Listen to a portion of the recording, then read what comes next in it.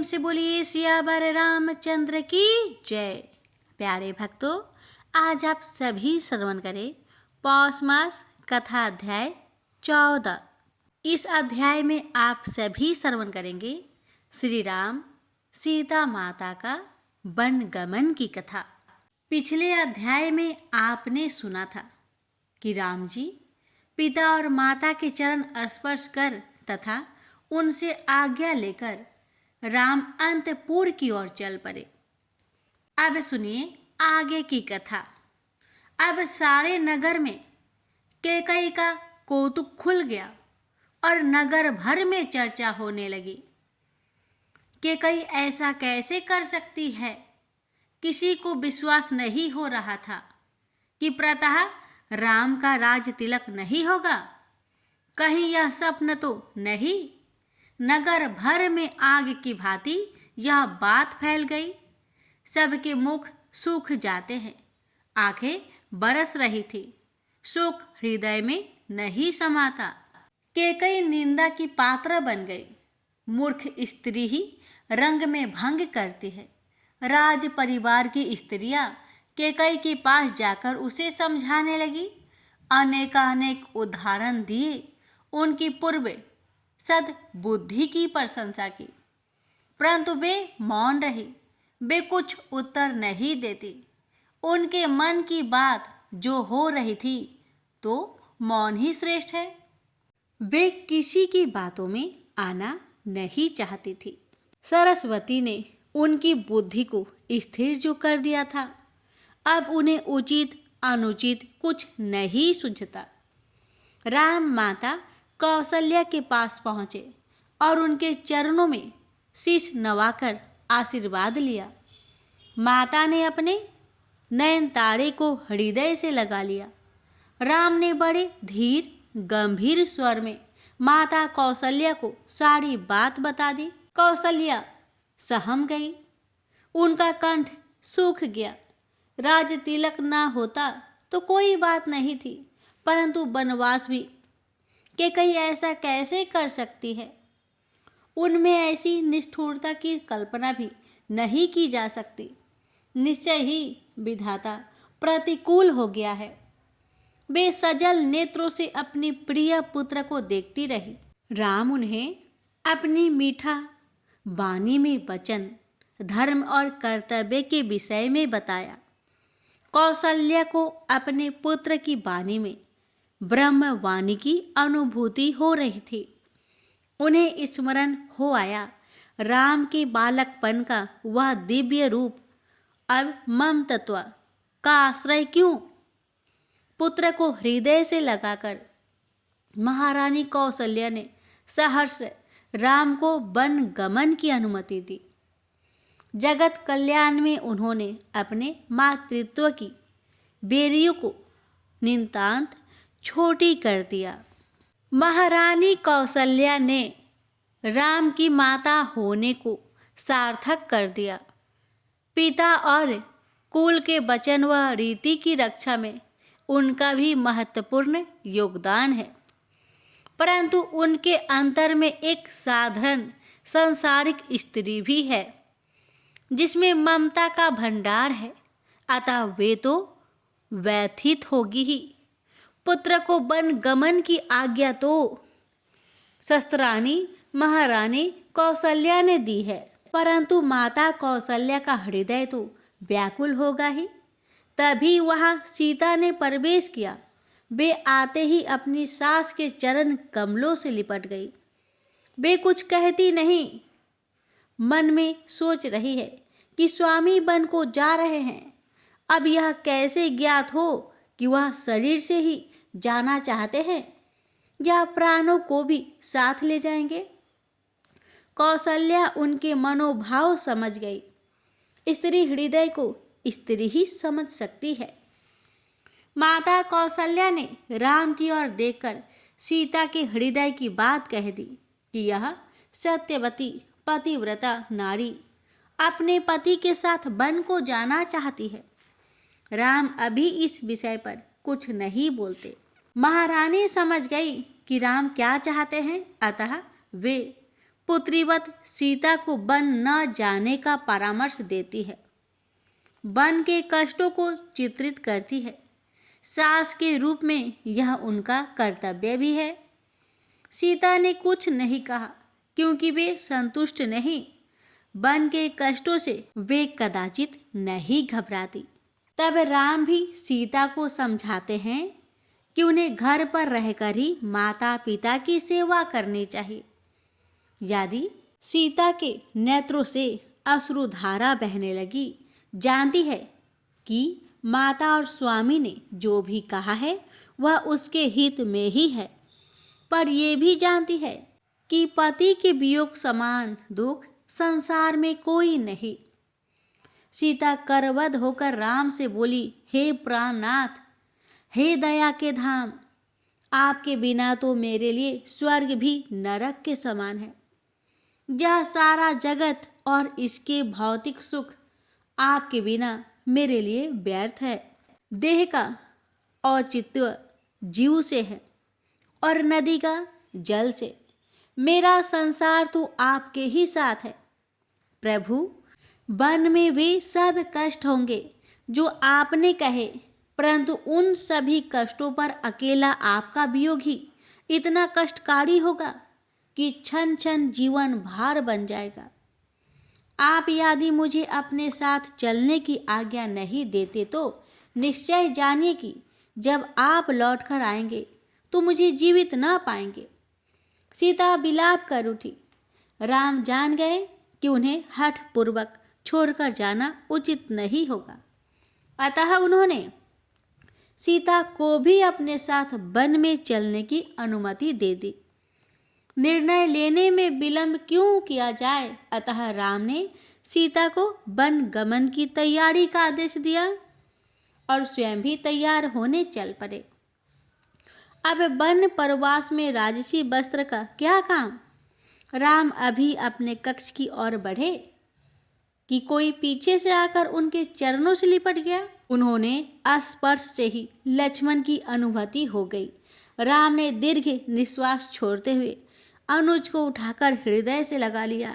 राम जानते थे कि लक्ष्मण क्या चाहते हैं और जानते थे कि लक्ष्मण को भी साथ जाना ही होगा, अन्यथा वह महाकाज सिद्ध न होगा। परंतु मनुज रूप है तो मनुष्य का व्यवहार भी तो निभाना था।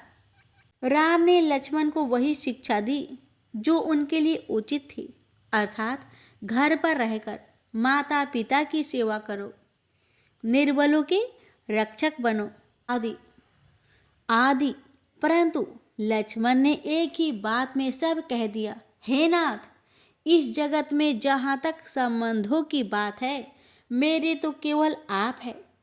राम मुस्कुराए और उन्हें भी माता सुमित्रा से आज्ञा लेकर वन गमन की तैयारी की अनुमति दे दी। सूर्य की लालिमा ने धरा को स्पर्श कर लिया तो सवेरा होने में देर ही कितनी है। फिर सारा नगर एकत्र हो जाएगा और समस्या उठ खड़ी होगी। राम जनप्रिय है, लक्ष्मण भी यह समझते थे, अतः शीघ्र माता सुमित्रा के पास पहुँचे। उन्होंने माता को सब कथा जा सुनाई तो वे अस्तबद्ध रह गई। महल में इतनी बड़ी बात हो गई और किसी ने उन्हें बताया भी नहीं। और यह कैकेयी ने ऐसा क्यों किया? बड़ा स्नेह दिखाती थी और आज घात कर गई। सुमित्रा पुत्र के मुख से राम के साथ वन गमन की इच्छा सुनकर एक बार तो मौन रह गई, परंतु राम के अनुराग को सोचकर और कौशल्या के त्याग को समझकर उस धन्य माता ने अपने पुत्र को सीता राम की सेवा में समर्पित कर दिया। जो राम के स्नेही हैं उनमें सभी गुण राम सरीखे होते हैं। लक्ष्मण माता के चरणों में शीश नवाकर वहां से शीघ्रता पूर्वक दौड़े कि कहीं कोई और व्याधा न खड़ा हो जाए। वे तुरंत राम के पास पहुँचे। राम ने सभी वस्त्र आभूषण उतारकर तपस्वी वेश धारण कर लिया था। सीता जी भी केवल सुहागिनों के चिन्ह के अलावा अन्य आभूषणों को त्याग कर वनवासिनी की वेशभूषा में थी। लक्ष्मण ने भी देरी नहीं की, सबसे राजसी वस्त्र उतारकर तपस्वी बना धारण कर लिया। तीनों तपस्वी मूर्तियां वहां से निकलकर जब राजभवन की ओर चले तो पूर्ववासी विलाप करने लगे, यह देव ने कैसा दिन दिखाया, जो नवनिधि के स्वामी है, जो स्वयं श्री लक्ष्मी है और जो साक्षात शेष भगवान है। वे आज साधारण तपस्वी के कई तूने बुरा किया। राम यही तो न चाहते थे कि प्रजा ऐसे व्याकुल हो, और वह भी उनके ही सामने आज अयोध्या पर शनि वक्र हो गई। चारों ओर शोक का सागर लहरा रहा था। राम, लक्ष्मण और सीता कोप भवन में पहुंचे। राजा दशरथ अर्ध विचलित हो रहे थे। मंत्री सुमंत उनके समीप बैठे उन्हें सांत्वना दे रहे थे। राम को आया देखकर राजा उस गाय की भांति विलाप करने लगे जिसका बछड़ा बिछुड़ने वाला हो। उनका तपस्वी भेष देखकर तो जैसे राजा का हृदय ही फट गया और वे सिर पटक कर रोने लगे। राम उनके समीप बैठ गए और प्रेम भरी वाणी में उन्हें समझाने लगे। उन्होंने कर्म अकर्म, शुभ अशुभ, धर्म अधर्म की बड़ी सुंदर व्याख्या की, परंतु संतप्त हृदय को जो स्नेह के बंधन में आकंठ डूबा हो, कहाँ शांति मिलती है। कैकेयी को यह विलंब अब सुहा नहीं रहा। जो काम बना उसके बिगड़ जाने की आशंका से भयभीत थी, तो वे और भी कठोर वचन कहने लगी। हे राम, महाराज को तुम प्राणों से भी अधिक प्रिय हो। तुम जितना विलंब करोगे, तुम्हारा मोह इन्हें उतना ही व्याकुल करेगा।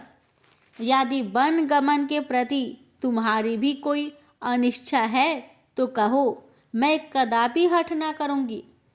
राजा उसके कठोर वचन सुनकर पुनः मूर्छित हो गए। राम ने अब रुकने में भलाई न समझी और लक्ष्मण व सीता सहित पिता के चरण स्पर्श करके राजमहल से बाहर आ गए। प्रजा हाहाकार कर रही थी और अयोध्या प्रभात की उस बेला में श्रीहीन हो रही थी। राम जिसे त्याग दे वह श्रीयुक्त कैसे रह सकती है। तीनों मूर्तियां वहां से गुरु वशिष्ठ के पास आ गई। वशिष्ठ जी गंभीर थे, परंतु जानते थे कि श्री राम का उद्देश्य महान है। पीड़ित संसार उनकी प्रतीक्षा कर रहा है। गुरु और ब्राह्मणों से आशीर्वाद लेकर राम ने लक्ष्मण और सीता सहित वन की ओर प्रस्थान किया। नगर में बड़े अपशगुन हो रहे थे। इनके विपरीत देवता लोक में उत्सव मनाया जा रहा था, क्योंकि उनके उपाय ने काम कर दिया था और पृथ्वी का भार हरण करने के लिए प्रभु वन पथ की ओर बढ़ रहे थे। राम ने अयोध्या से प्रस्थान किया तो पूर्ववासी व्याकुल हो उठे। जहाँ राम नहीं, जहाँ नेत्रों को सुख देने वाले लक्ष्मण नहीं, जहाँ समस्त प्रजा को अपने पुत्र समान स्नेह करने वाली माता सीता नहीं, वहाँ रहना ही क्यों। अतः समूह के समूह घर बार छोड़कर उनके पीछे चल पड़े। राम जानते थे कि ऐसा होगा, इसलिए फिलहाल लोगों को सांत्वना देना उचित समझा। सीमा से बाहर जाने से पहले कोई उपदेश काम न आएगा। लक्ष्मण को नेत्रों से संकेत कर दिया है कि सबको आने दो। चलते चलते वे तमसा नदी की तट पर आ गई और वहीं विश्राम किया। प्रजा को प्रेम बस देखकर राम व्याकुल होने लगे। उन्होंने नदी किनारे बैठकर सभी को मीठे वचनों से समझाने का प्रयास किया, परंतु कोई लौट जाने को तैयार नहीं।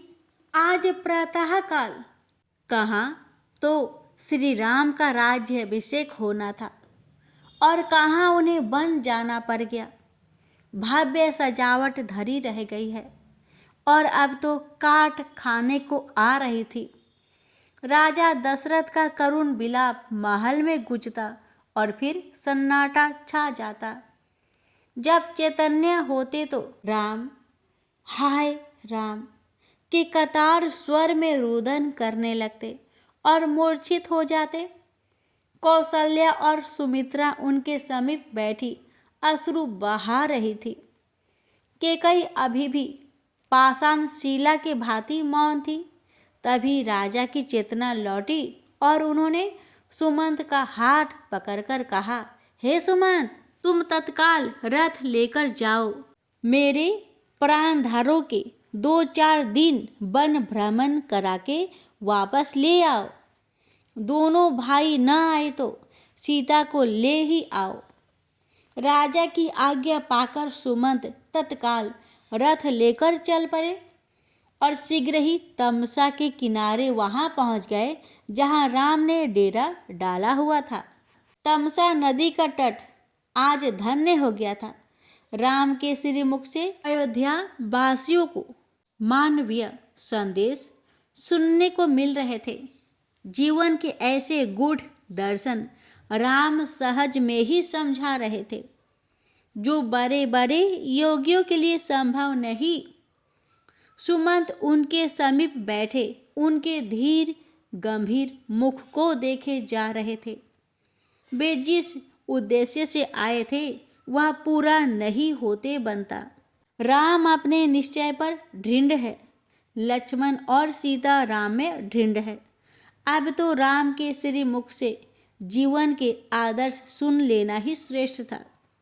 भोजन आदि के उपरांत भी यह बहुत देर तक चलता रहा और फिर राम के आदेश पर सब सोने लगे।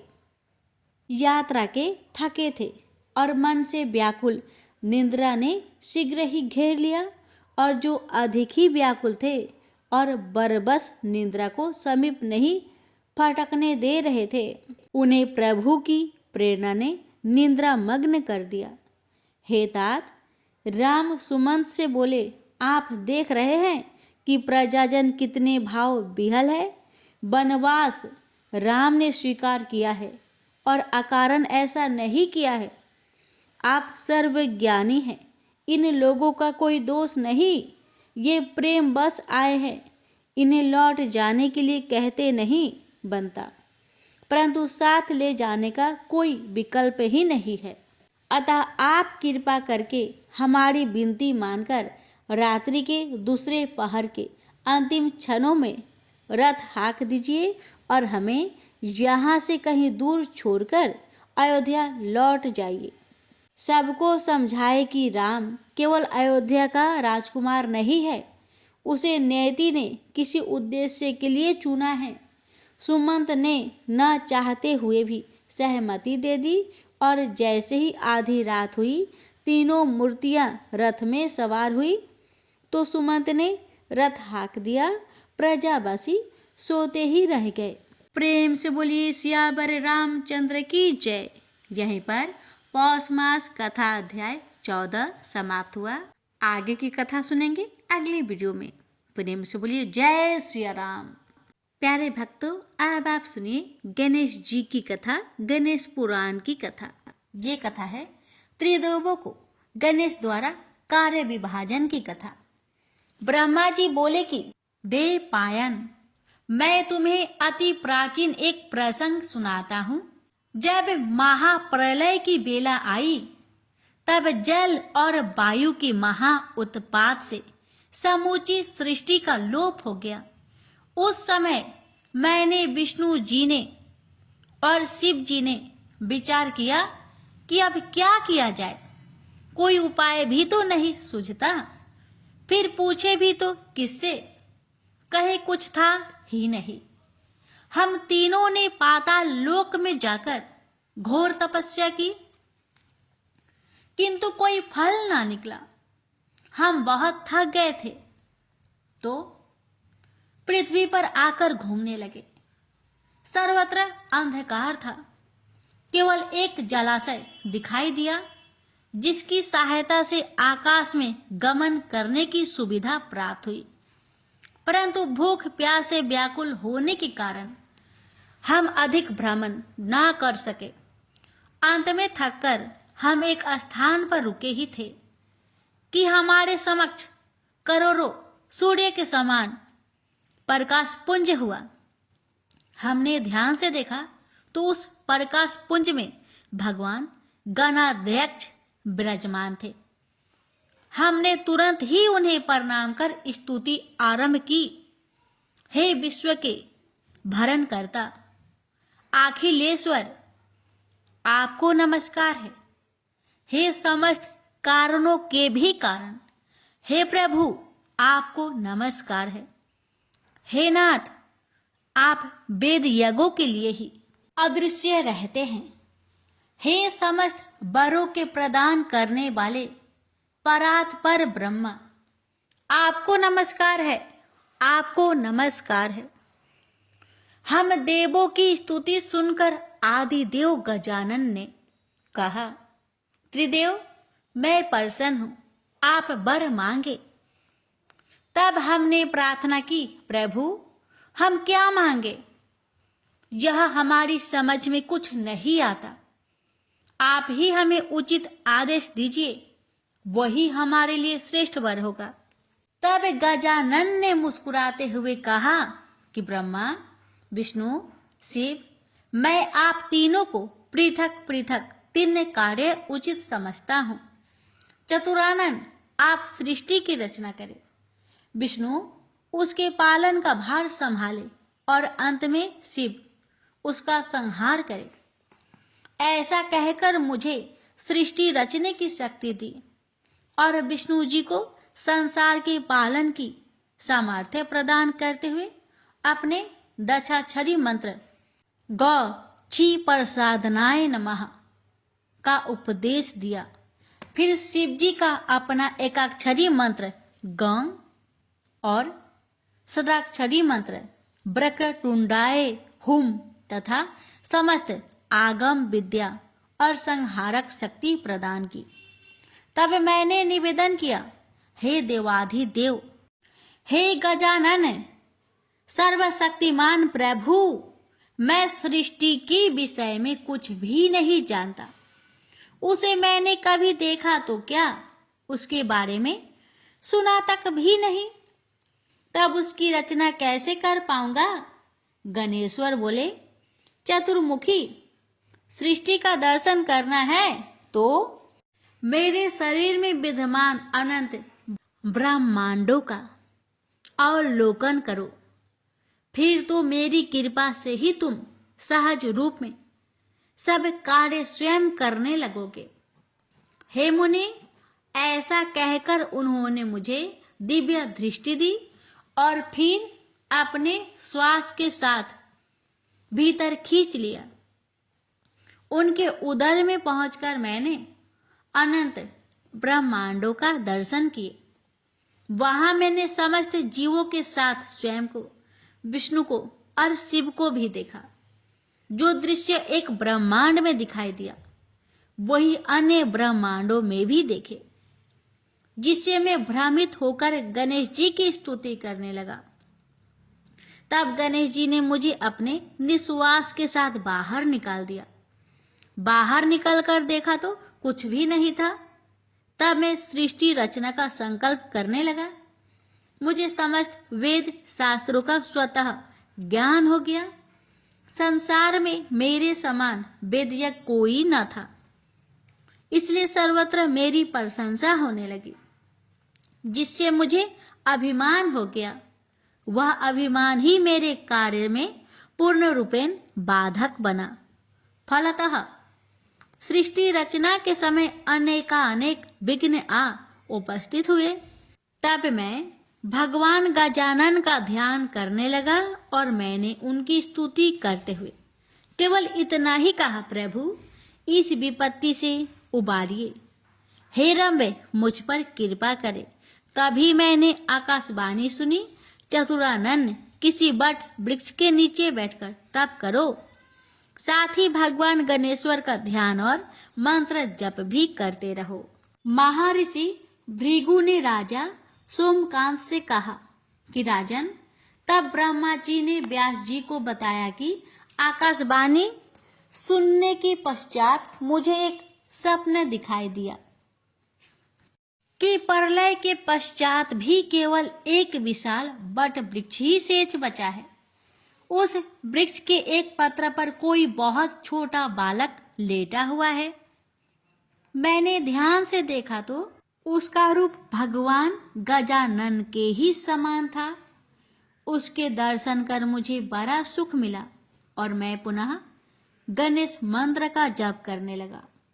हे मुने, तभी मैंने देखा कि वह बालक धीरे धीरे मेरे पास आया और बोला, चतुरानन, समस्त चिंताओं को त्याग, मेरे एकांक्षी मंत्र का 10 लाख की संख्या में जप करो। जपानुष्ठान पूर्ण होने पर तुम मेरा साक्षात दर्शन करोगे। तभी मेरी नींद खुल गई।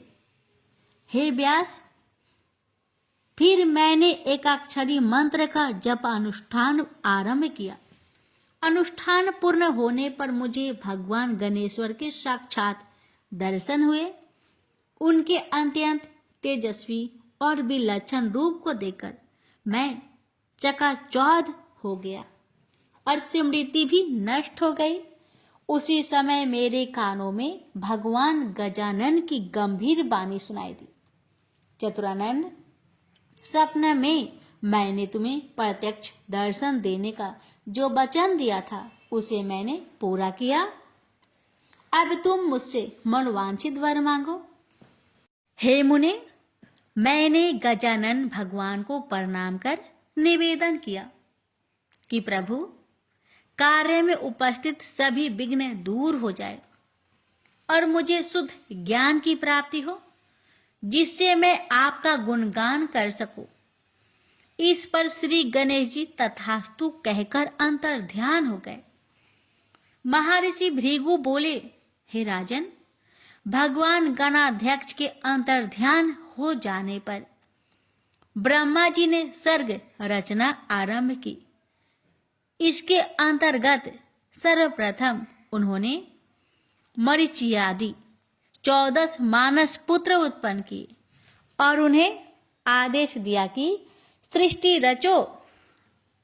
किंतु उन्होंने अति तपस्वी और अति ज्ञानी होने के कारण चतुरानन के आदेश का पालन नहीं किया और जंगल में चले गए।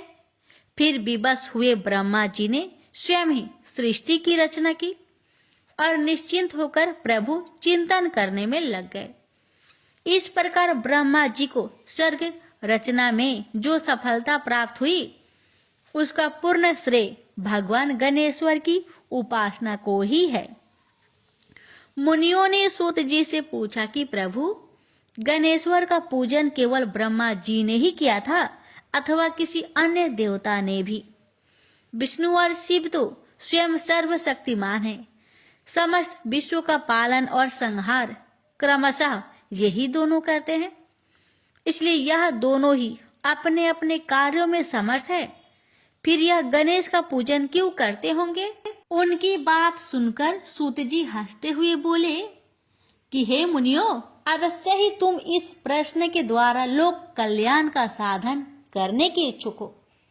वास्तव में तुम्हारा यह विचार कल्याणकारी होने से अत्यंत प्रशंसनीय है। हे मुनियों सुनो, श्री गणाध्यक्ष का पूजन समस्त देवताओं ने समय समय पर किया है।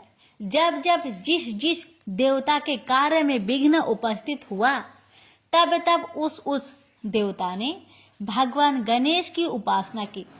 यहाँ तक कि समस्त शक्ति स्वरूपा देवियों ने भी उन गणपति की उपासना करके अपने अपने अभिष्ट फल को पाया है। प्रेम से बोलिए गणेश भगवान की जय।